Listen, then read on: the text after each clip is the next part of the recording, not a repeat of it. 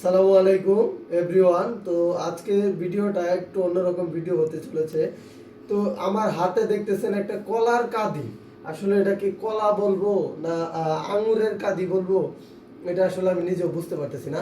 তার কারণ হলো আমার বাড়ি থেকে আহ, মানে এই কলাটা নিয়ে আসছি আজকে, সবটাই পাকা। মানে এত, মানে কলাটা কিন্তু আবার সবরি কলা। এ দেখেন, কিন্তু এত মিষ্টি কলাটা খেতে, এত টেস্ট। মানে আমাদের নিজের গাছের কলা, কিনা না। তো এখানে কি পরিমাণ কলা, মানে আমি কিন্তু পুরোটা আনি নাই, 50% আবার বাড়িতে রাইখা আসছি।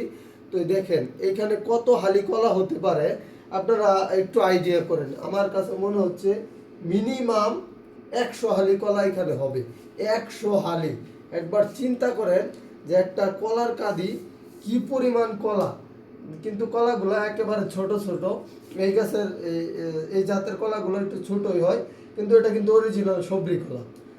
তো এরকম কলা আপনারা কি কেউ দেখছেন কিনা, কেউ খাইছেন কিনা, অবশ্যই কমেন্ট করে জানাবেন। এটা হলো পাহাড়ি কলা, পাহাড়ি পাহাড়ি জাতের কলা।